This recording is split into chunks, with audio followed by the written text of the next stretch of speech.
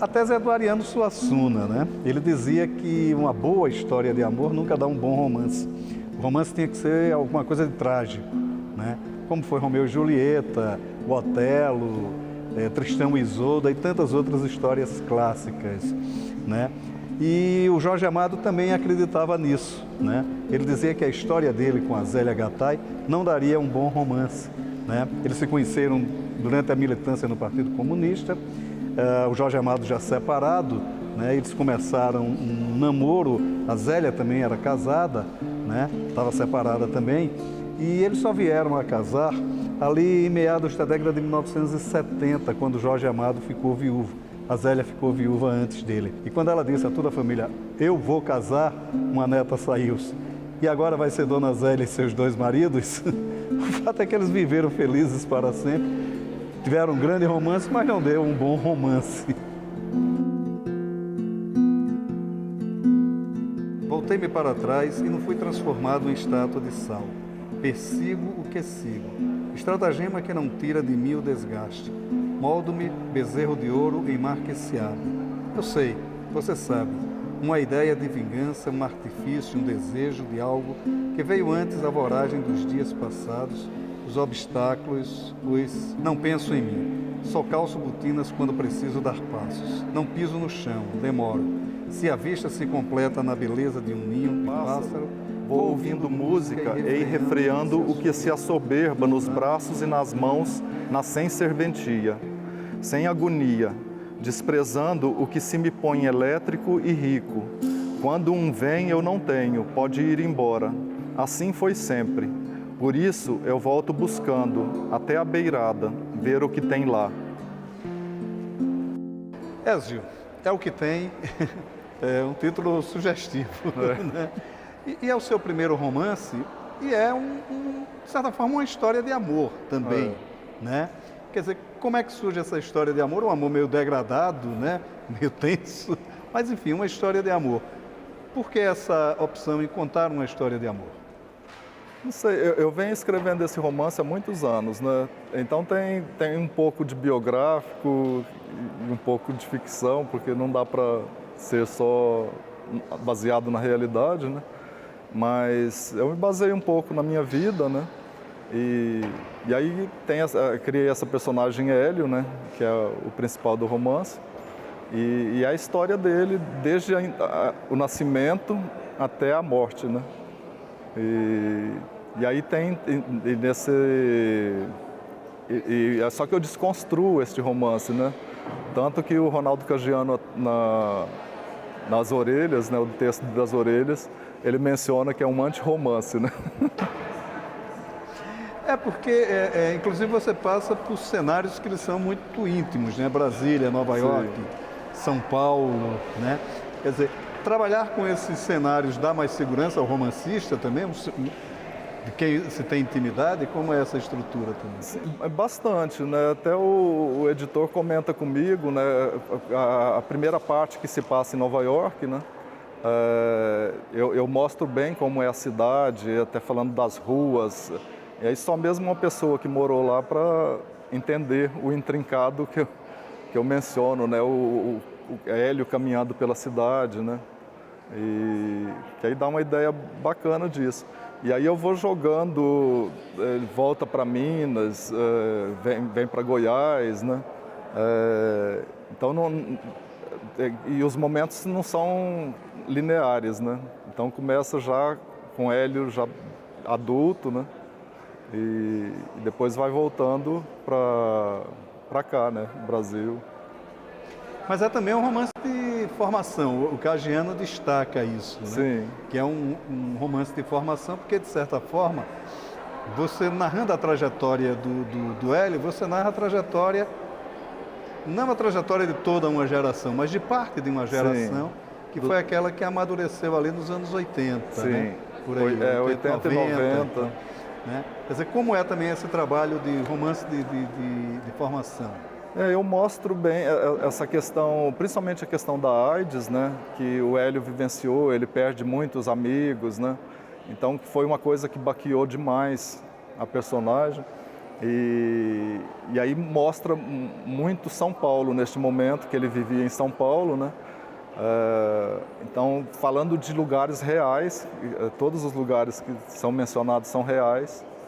E até algumas personagens eu mantive, pessoas que até já morreram, né, mas que foram muito conhecidas da cena underground de São Paulo na época, né?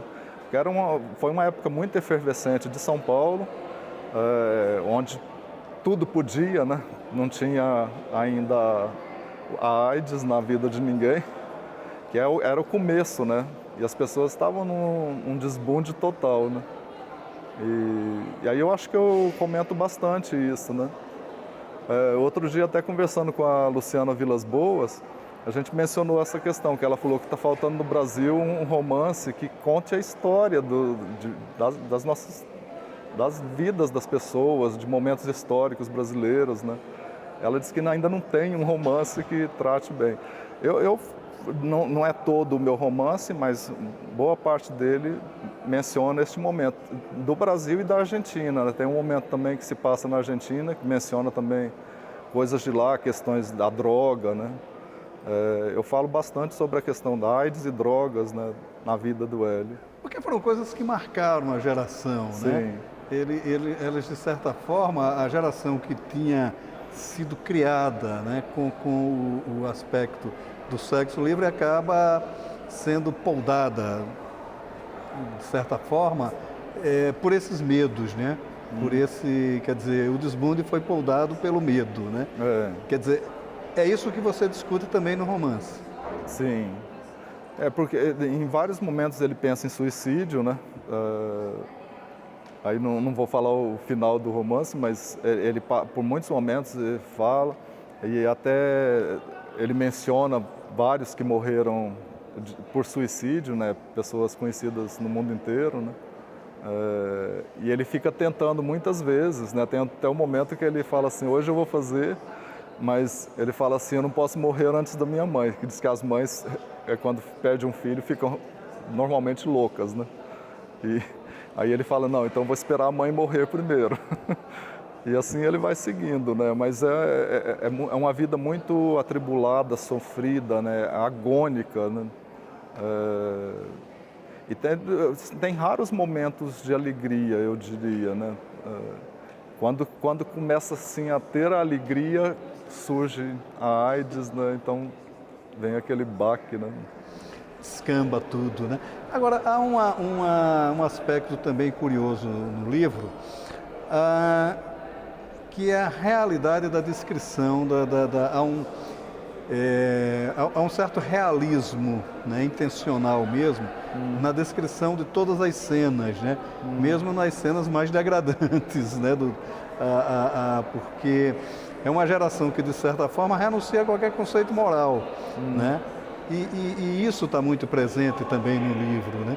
Quer dizer, e o que é que resta dessa geração, né? Quer dizer, o que é que fica dessa geração diante dessa loucura toda que ela viveu, né?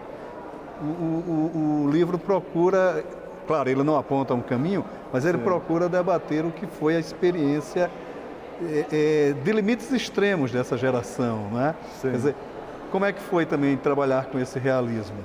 Mas é uma coisa que me preocupava e que me preocupa, né, é que a geração que veio, a geração dos anos 90, 2000, assim, do final de 90, 2000, que já pegou a coisa totalmente apaziguada, principalmente a questão da AIDS, né, não digo as drogas, que as drogas só amplificaram, assim, e novas drogas surgindo, né, mas a questão da AIDS hoje, se você pensar, nos Estados Unidos, por exemplo, a maior população com AIDS hoje é entre 18 e 28 anos, que é uma coisa assustadora, né?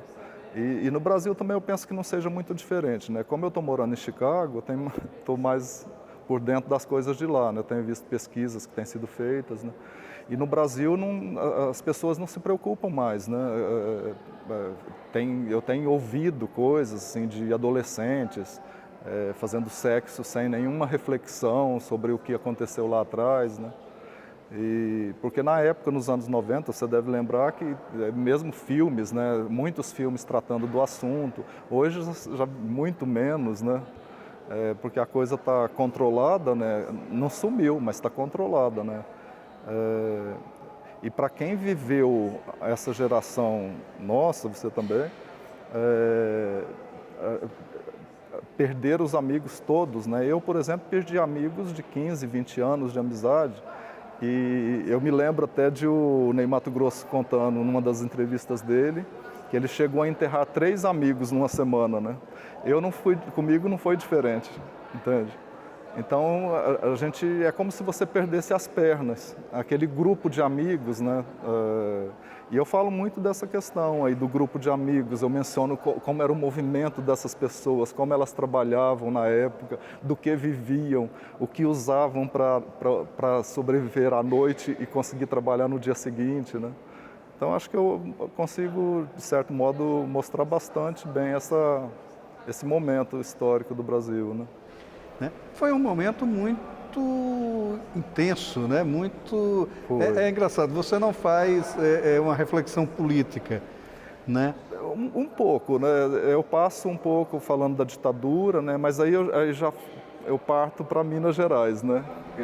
Mas é mais uma reflexão social mesmo dessas pessoas do que propriamente um posicionamento político, né? Não. Eles, os personagens, eu estou falando dos personagens, eles meio que analisam a situação social do país naquele determinado momento, né?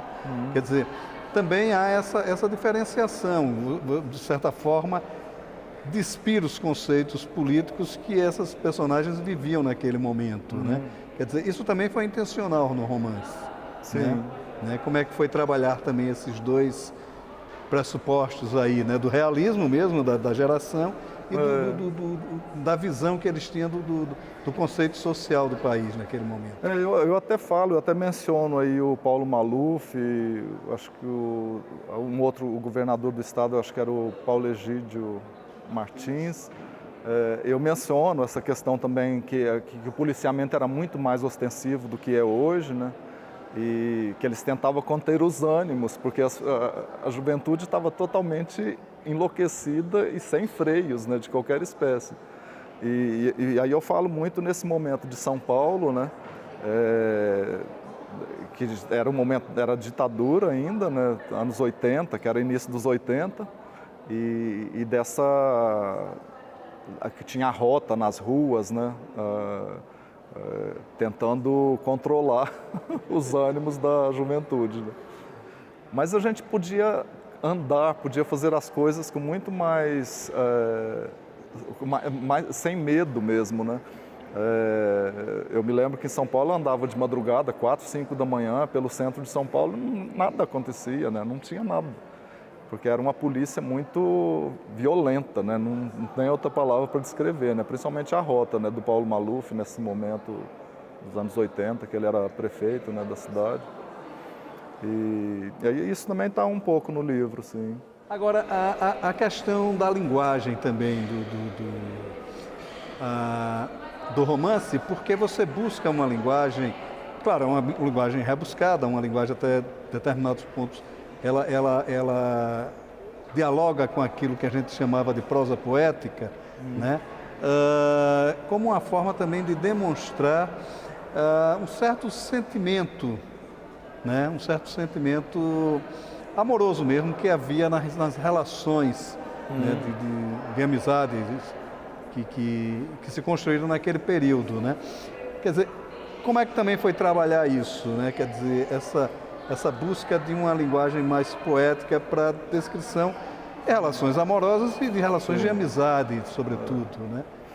Isso para mim foi bastante difícil, principalmente porque eu falo que é um livro que eu me soltei todo, é um livro corajoso. E aí eu pensava sempre, me lembrava de uma fala do Caio Fernando Abreu, de quando ele conheceu a Clarice Lispector, e que ele mostrou uns textos dele para ela leu e ela disse para ele que ele era muito medroso. Ela falou: "Você é muito medroso, meu filho." Então eu pensei nesta coisa, eu falei: eu não posso ser medroso. Então tem cenas de sexo explícito do Hélio, então, sabe, eu joguei tudo assim na personagem, que é uma coisa assim, hoje em dia eu não sei, o que eu tenho lido, né, não tem muito, né, essa coisa de as pessoas camuflam um pouco, né, jogam ali nas entrelinhas, né. Eu não, em muitos momentos aí você deve ter visto, realmente cenas de sexo explícito, droga, né, o uso de droga, os efeitos dessa droga, as viagens alucinógenas, né. Daí deu trabalho para arrumar um modo de montar o livro, né. Porque como você deve ter visto, ele é todo fora de ordem, né. É quase que um jogo de amarelinho do Cortázar, dadas as medidas, diferenças. Eu apresentei esse livro no Prêmio Sesc, né? Ele ficou entre os finalistas no Prêmio Sesc de Literatura de 2015. E aí eu falei, como não ganhou, não está bom ainda. E aí eu mexi bastante mesmo, mudei muita coisa. Tanto que nem existia esse segundo capítulo, eram só 2 capítulos o livro, né? Aí eu criei um segundo capítulo e dei a voz a Hélio. Então, tanto que o narrador do segundo capítulo é o próprio Hélio, né? E também essa fragmentação, a questão de inserir os sonhos, às vezes pensamentos, e mesmo quando aquele momento que surge a AIDS, né? Que ele faz uma digressão muito longa, né? Que ele foge completamente, assim, que é uma coisa que ele fica tão atordoado com aquele momento de perder os amigos e se ver quase que sozinho, resta acho que só um amigo para ele, né? E aí ele faz aquela digressão, assim, refletindo sobre a própria vida e que deixa, às vezes, o leitor até meio fora de órbita, né? O que impressiona, de certa forma, no Hélio, é que ele parece conhecer todos os caminhos, né? Ele parece saber onde vai dar toda aquela intensidade da vida dele, toda aquela loucura, né? E ele, por uma opção mesmo, ele não foge daquilo, né? Quer dizer, ele meio que se joga naquilo, como uma coisa desesperada mesmo, né? Quer dizer, é um romance também de desespero, né? O desespero que marcou também, de certa forma, a geração, porque ela, de certa forma, não é que ela não temesse, parece que ela temia ter medo, não é? É uma coisa meio contraditória isso, né? Quer dizer, que você sintetiza no Hélio, né? Quer dizer, como é que também foi trabalhar isso, essa dualidade profunda, né, dos personagens?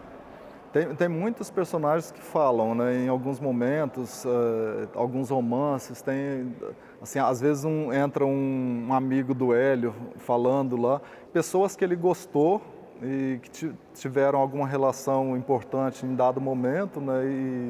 Mas que depois passa a não ter, e que às vezes parece assim que está jogado ali no livro, né? Mas não, tudo tem uma função, que você só vai conhecendo o Hélio depois de passar por todas as fases dele, né? Você começa na fase já ele bem adulto, já, e aí vai voltando, aí ele nasce, aí, sabe?